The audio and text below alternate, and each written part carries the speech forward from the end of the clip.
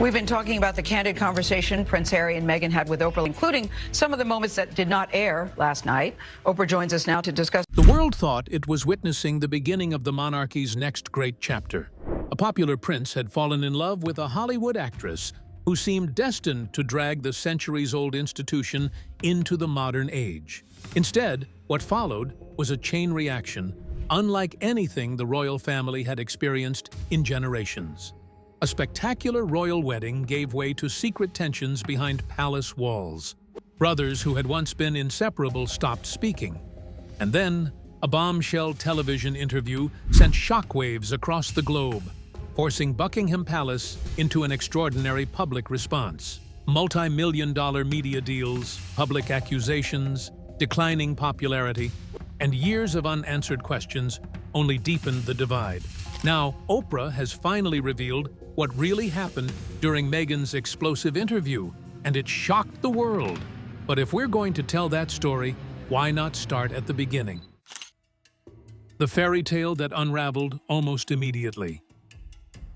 It looked like the perfect modern fairy tale. A Hollywood actress, an internationally beloved prince, and a monarchy searching for a fresh chapter after years of criticism. When Prince Harry and Meghan Markle's relationship became public in October of 2016, the reaction was unlike anything seen in decades. Harry issued an extraordinary public statement condemning what he described as the media's harassment and racist undertones directed at Meghan, a move almost unheard of for a senior royal. Overnight, Meghan became one of the most scrutinized women in the world, and before she had attended a single royal engagement, the public had already split into fiercely opposing camps. The excitement only grew after the couple announced their engagement on November 27, 2017. Standing together in the sunken garden at Kensington Palace, the same location closely associated with Harry's late mother, Diana, Princess of Wales, they appeared relaxed, affectionate, and optimistic. Their BBC interview painted the picture of two people deeply in love, describing a proposal over a quiet roast chicken dinner at Nottingham Cottage. Around the world, headlines celebrated a transformative moment for the monarchy. Meghan was an American, biracial, divorced actress with a successful television career, a dramatic departure from the royal mold. Commentators predicted she could help the institution connect with younger generations and become one of its greatest modern assets. That optimism reached its peak on May 19, 2018, when an estimated 1.9 billion people worldwide watched the royal wedding at St. George's Chapel in Windsor Castle. The ceremony itself reflected an unprecedented blend of royal tradition and modern influence. Reverend Michael Curry's passionate sermon on love captivated audiences, while the Kingdom Choir's performance of Stand By Me introduced elements rarely seen at a British royal wedding. Celebrities, politicians, and dignitaries filled the chapel alongside members of the royal family. For many viewers, the event symbolized a monarchy embracing diversity and change. Yet even amid the celebration, unexpected drama unfolded behind the scenes, including the very public absence of Meghan's father, Thomas Markle, following health issues and a staged paparazzi photo controversy just days before the ceremony. As the honeymoon period faded, subtle signs suggested the transition into royal life might be far more difficult than many had imagined. Royal protocol governed nearly every aspect of public appearances, from seating arrangements to wardrobe choices, and even the order in which family members entered vehicles. During Meghan's first joint engagement with Queen Elizabeth II in Cheshire on June 14, 2018, a brief moment of hesitation over entering a royal car generated international headlines. The Queen simply gestured for Meghan to enter first, but the clip became another example of how even the smallest interactions involving the Duchess could ignite fierce debate. Behind the scenes, reports of tension began surfacing with increasing frequency. Kensington Palace announced that Harry and Meghan would separate their household from that of Prince William and Catherine, then the Duke and Duchess of Cambridge, with the move becoming official in early 2019.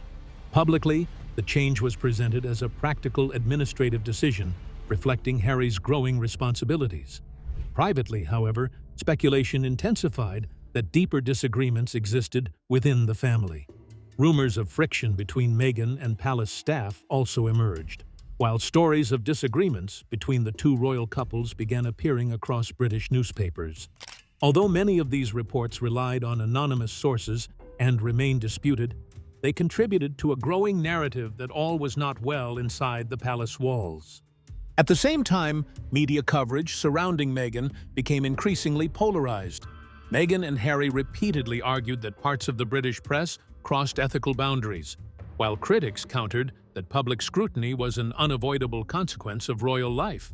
Every gesture, facial expression, wardrobe choice, and public appearance became the subject of endless analysis. A smile could be interpreted as confidence by supporters or arrogance by critics. A brief interaction with a staff member could generate headlines around the world within hours. Few modern public figures have experienced such relentless examination from both traditional media and social platforms simultaneously. By the end of 2018, the story had already shifted dramatically. What had begun as a celebration of renewal was becoming one of division, competing narratives, and growing mistrust. Public opinion was no longer centered on the couple's charitable work or their vision for the future, but on questions about palace dynamics, media responsibility, and whether the institution itself could accommodate meaningful change. These tensions would soon erupt in full public view. Palace walls begin to crack. Rumors had begun circulating that something was deeply wrong behind palace doors. At first, they were easy to dismiss as tabloid gossip, but as more reports emerged from different sources, a pattern began to take shape. One of the earliest warning signs involved the people working closest to the Duke and Duchess of Sussex.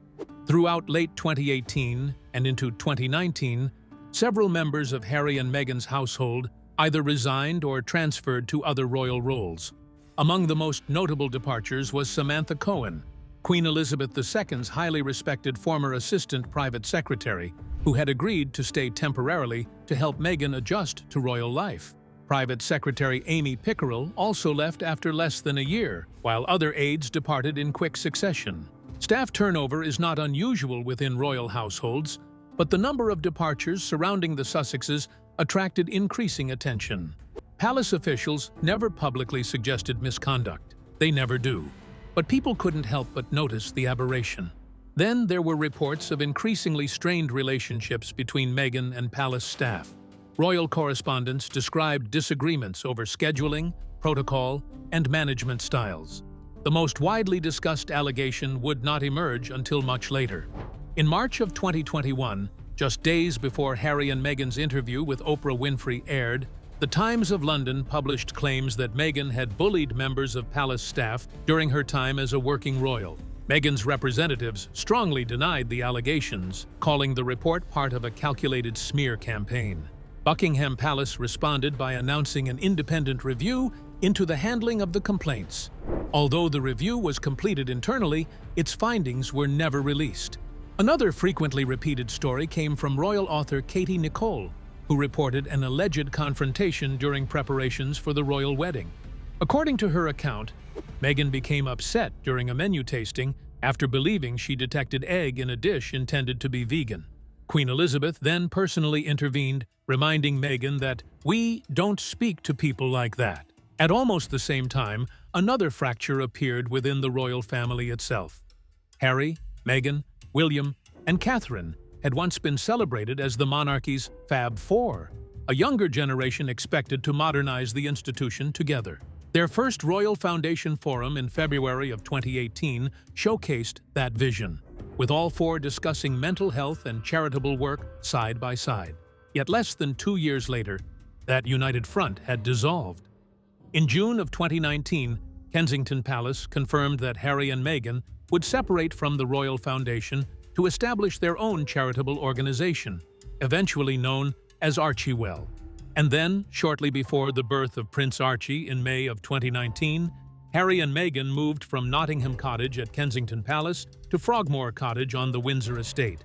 The move offered greater privacy for the growing family, but it also symbolized their increasing independence from William and Catherine. Separate offices were established, separate communications teams were appointed, and the once unified household effectively became two distinct royal operations. Publicly, palace officials insisted the changes were administrative. Behind the scenes, however, reports of disagreements between the brothers continued to multiply. By late 2019, newspapers on both sides of the Atlantic were filled with stories of strained family relationships. Some reports claimed William had urged Harry to slow down his relationship with Meghan before the wedding. Others described growing disagreements over court operations and media strategy. The most revealing confirmation came not from anonymous insiders, but from Prince Harry himself. In the ITV documentary, Harry and Meghan, An African Journey, released in October of 2019, Harry acknowledged there were tensions with William, explaining that they were on different paths at the moment. He also said that, like any brothers, they experienced good days and bad days. Those carefully chosen words marked the first public acknowledgement that the relationship many believed had anchored the monarchy's future was no longer what it once had been. The palace walls had begun to crack, and before long, those cracks would become impossible to hide. The departure that changed everything. On January 8, 2020, a single post on Instagram detonated like a political bomb. Without warning, Prince Harry and Meghan Markle announced they intended to step back as senior members of the royal family, work toward becoming financially independent, and divide their time between the United Kingdom and North America. Even Buckingham Palace was caught off guard. The announcement bypassed the traditional process of consulting the monarch before making major constitutional decisions, immediately triggering one of the biggest royal crises since King Edward VIII abdicated in 1936. The statement itself raised more questions than it answered. Harry and Meghan insisted they wanted to continue supporting Queen Elizabeth II while building a new life outside the traditional royal framework. Their proposal envisioned a hybrid role unlike anything the modern monarchy had attempted, part working royal, part financially independent public figure. They hoped to earn their own income while continuing to represent the crown on selected engagements. It sounded simple on paper, but constitutional experts quickly pointed out a serious problem. Members of the royal family were expected to remain politically neutral and avoid commercial conflicts of interest. Mixing royal duties with private business ventures was just not possible. Queen Elizabeth was forced to convene an emergency family meeting at her Sandringham estate in Norfolk just 5 days later, on January 13, 2020. Present were the Queen, then Prince Charles, Prince William, and Prince Harry. Meghan did not attend, having already returned to Canada, where baby Archie remained with a nanny on Vancouver Island. The gathering, soon dubbed the Sandringham Summit, became one of the most consequential royal meetings in decades. According to the Queen's own statement afterward, the family had held very constructive discussions and respected Harry and Meghan's desire to create a new life. But the Queen made one point unmistakably clear. There could be no half-in, half-out model. The Sussexes would either remain full-time working royals or step away completely. Just 5 days later, on January 18th, Buckingham Palace announced the final agreement. Harry and Meghan would no longer use their His Royal Highness and Her Royal Highness styles in practice, although they technically retained them. They would cease undertaking official royal duties, no longer receive public funding through the sovereign grant, and would repay approximately £2.4 million spent renovating Frogmore Cottage, which would remain their UK residence for a period. Harry also relinquished his honorary military appointments, including Captain General of the Royal Marines. In a deeply emotional speech at a charity dinner shortly afterward, Harry admitted there had been really no other option, adding that the decision had brought him great sadness. The geographical separation soon became permanent. The Sussexes initially settled on Vancouver Island in British Columbia, Canada, staying in a secluded waterfront mansion owned by a wealthy acquaintance. Yet, even there, privacy proved elusive. Photographers tracked their movements, and debates intensified over who should pay for their security. As internationally protected persons while serving as working royals, Harry and Meghan had previously received publicly funded protection. Once they stepped back, however, governments in both Canada and the United Kingdom faced growing public pressure over the costs. Canadian officials confirmed that taxpayer-funded security would end once the couple formally ceased being working royals. Soon afterward, the Sussexes quietly relocated again, this time to Southern California, eventually purchasing a home in Montecito, an affluent coastal community in Santa Barbara County. Security quickly evolved into one of the defining disputes of Harry's post-royal life. In the United Kingdom, the Executive Committee for the Protection of Royalty and Public Figures, known as RAVIC, decided that Harry would no longer receive the same automatic police protection afforded to working members of the royal family. Harry argued that his birth into the royal family, combined with ongoing security threats, justified continued protection whenever he visited Britain. The issue sparked years of legal challenges, with Harry repeatedly insisting that the decision affected not only his own safety, but also that of Meghan and their children. British government lawyers, meanwhile, maintained that security decisions had to reflect changing circumstances and official roles rather than royal status alone. Financial independence, another cornerstone of the Sussexes' original announcement, soon reshaped their public lives. Within months, they signed multi-million-dollar commercial agreements, including production partnerships with Netflix and Spotify. Prince Harry and Meghan Markle have signed a new multi-year film and TV deal with Netflix. Their new output will include a second season of With Love, Meghan, and a documentary about orphaned children in Uganda. Supporters argued that the deals fulfilled the couple's promise to become self-sufficient without relying on taxpayer funding. Critics countered that monetizing their royal connections risked undermining the very neutrality the monarchy sought to preserve. The debate became even more intense as Harry and Meghan increasingly shared personal accounts of their royal experiences through interviews, documentaries, podcasts, and later Harry's memoir, Spare. Each project attracted enormous audiences, while simultaneously deepening divisions in public opinion. But if there was one moment that could be seen as a point of no return, it was this: the interview that shocked the world.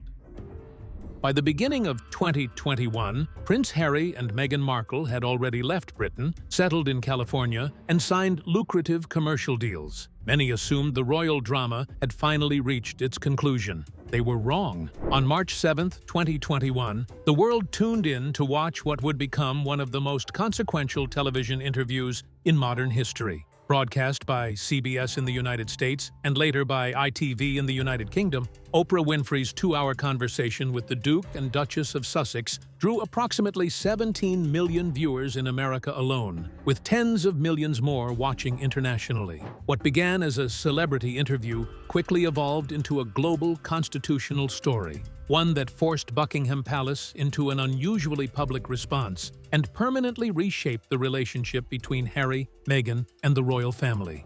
Oprah herself was no stranger to the House of Windsor. For decades, she had sought interviews with members of the British royal family. She had interviewed figures connected to the monarchy, including Sarah Ferguson, Duchess of York, but had never secured an exclusive conversation. That was until now. Finally sat down. I think they were both ready. They didn't know, obviously, anything that I was going to ask them. Case for me, I want it to be a win-win for you. So Oprah later reflected that she wanted the interview to be a win-win for everyone involved. And she later explained that Harry and Meghan did not know her questions in advance. However, she acknowledged exchanging text messages beforehand about the purpose of the interview, saying their mutual intention was simply the truth. Even so, she would later admit that she had not anticipated just how far the conversation would go. The interview quickly moved beyond personal anecdotes into deeply serious allegations. Meghan described experiencing severe mental health struggles while pregnant with Prince Archie, saying she sought help but felt unsupported by the institution. She claimed there were concerns within the royal household about how dark Archie's skin might be before he was born, though Harry later clarified that neither Queen Elizabeth II nor Prince Philip had made those remarks. Meghan also spoke of surrendering her passport, keys, and driver's license after joining the royal family. She said she felt isolated and unable to speak publicly. Harry, meanwhile, described feeling trapped within the institution and criticized the relationship between the monarchy and sections of the British press. Then came the exchange that would define the entire broadcast. Meghan explained that she had remained silent about many of her experiences while serving as a working royal. Oprah immediately leaned forward and asked, "Were you silent or were you silenced?" Meghan answered simply, "The latter." That brief moment instantly became one of the most replayed clips in television history. Years later, Oprah revealed that as the interview unfolded, she found herself thinking, "What? You're going there?" You're going all the way there. In a 2026 retrospective with Vanity Fair, Oprah revisited the famous exchange and explained that the question had been asked for clarification. She said she wanted to determine whether Meghan had chosen not to speak or whether someone had actively prevented her from doing so. Naturally, critics interpreted the explanation as backtracking. She said what she said. Nothing could change that. The palace responded with remarkable speed. On March 9, 2021, Buckingham Palace issued a statement on behalf of Queen Elizabeth II that has since become one of the most quoted royal responses in history. It read, in part, "The whole family is saddened to learn the full extent of how challenging the last few years have been for Harry and Meghan." It added that while the issues raised, particularly that of race, are concerning, the allegations would be addressed privately. Then came the line that echoed around the world. While some recollections may vary, they are taken very seriously. As journalists and researchers examined the interview over the following months, several claims became subjects of intense debate. Meghan's statement that she and Harry had secretly married 3 days before the public ceremony was later clarified after the Archbishop of Canterbury confirmed the legal wedding took place on May 19, 2018. Questions also emerged surrounding royal titles, security arrangements, and institutional procedures. Other claims, however, remain matters of dispute rather than established fact, including allegations concerning support provided by palace officials and conversations about Archie's future. Importantly, while portions of the interview were corrected or clarified, many broader claims cannot be definitively verified. The Oprah interview marked a turning point from which there was no easy return. Brothers at war. If there was one relationship that seemed unbreakable inside the modern royal family, it was the bond between Prince William and Prince Harry. After losing their mother, Diana, Princess of Wales, in August of 1997, the two brothers were often described as inseparable. They faced unimaginable public grief together, walked behind Diana's coffin as millions watched, served alongside one another in charitable initiatives, and eventually became the public face of a younger, more relatable monarchy. For years, royal observers believed William and Harry would lead the institution together for decades to come. Instead, that partnership would collapse in spectacular fashion. The first public hints that something was wrong appeared long before either brother acknowledged it. Royal reporters began writing in late 2018 that William had expressed concerns about the speed of Harry's relationship with Meghan Markle. According to accounts by royal historians Robert Lacey and Valentine Lowe, William encouraged Harry to take more time before marrying. The divide became impossible to ignore in October of 2019 during Harry's documentary Harry and Meghan, An African Journey. Asked about persistent reports of a feud, Harry did not deny them.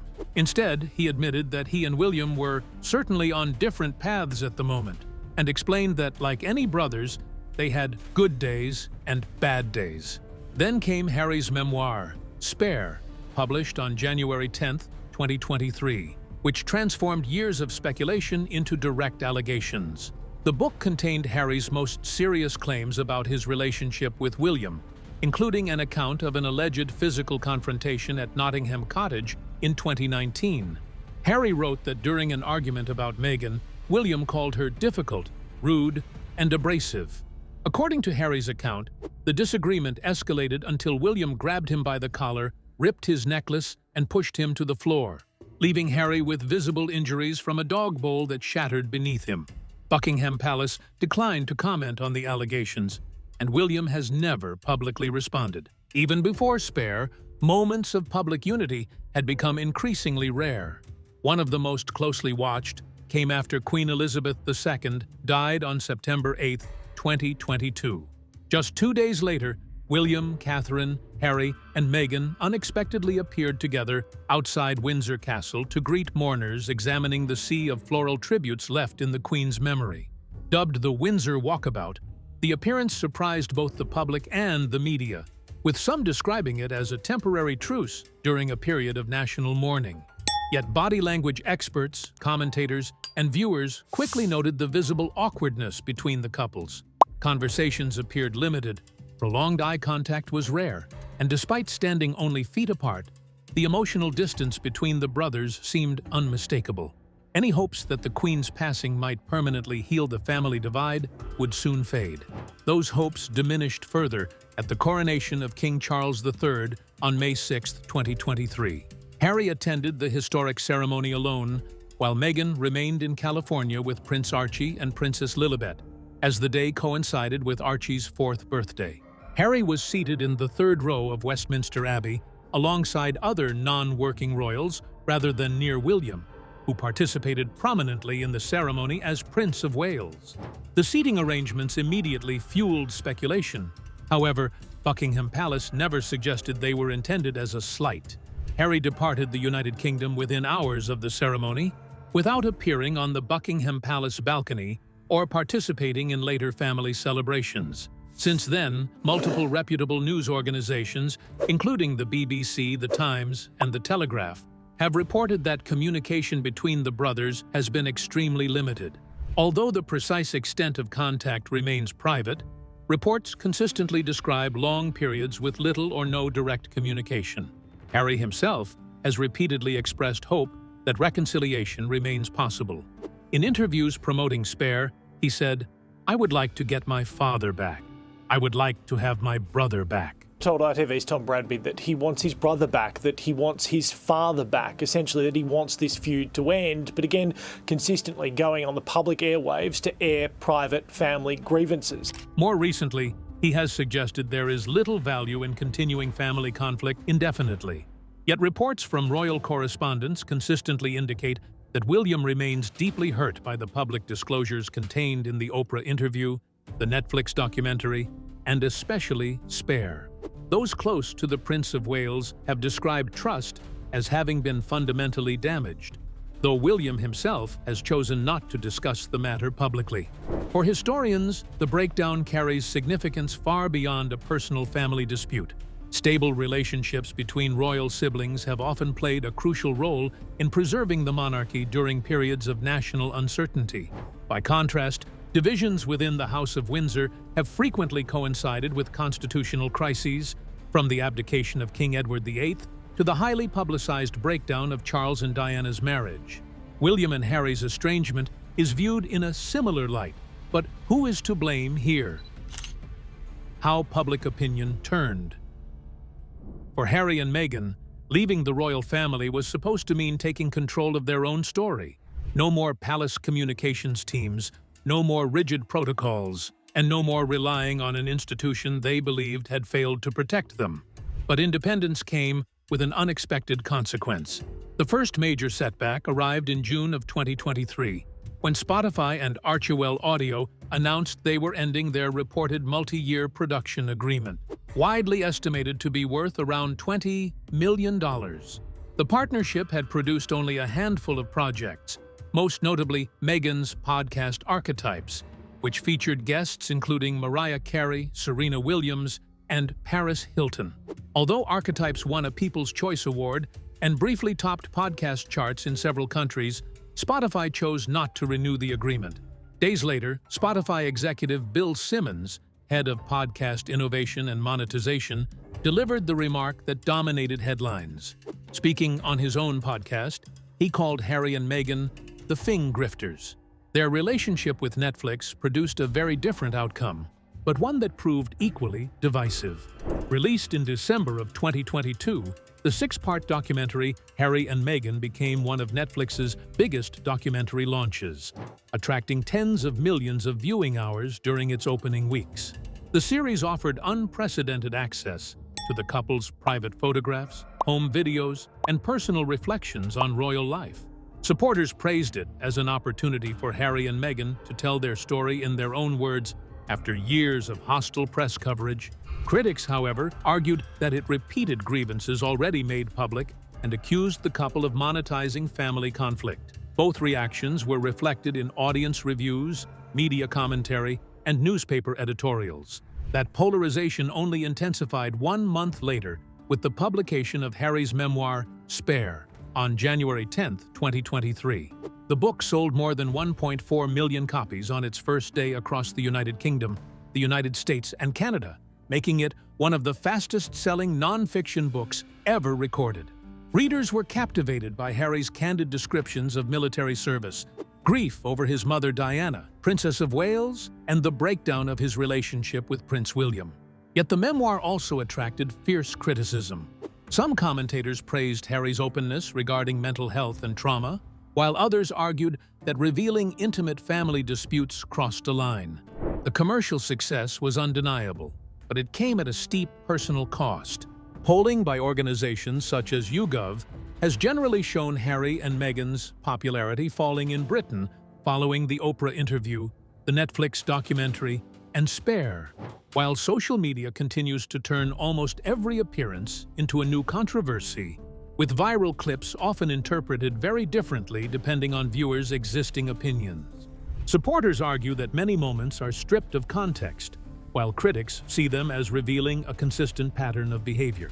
Adding to the debate is an apparent contradiction that opponents frequently highlight. After citing privacy as a major reason for leaving royal life, many of the Sussexes' biggest commercial projects, including the Oprah interview, the Netflix series, and Harry's memoir, have centered on their experiences within the royal family. Whether viewed as telling their truth or monetizing their royal past depends largely on perspective. What is clear is that trust appears badly damaged, reconciliation remains elusive, and reports continue to suggest Prince William sees little basis for rebuilding that relationship anytime soon. Well, that's it for now. Thanks for watching. Did you like this video? If you did, please consider liking, dropping a comment, and hitting the subscribe button so that you don't miss out on our new uploads. Also, don't miss this video you see on your screen right now. It's truly unbelievable.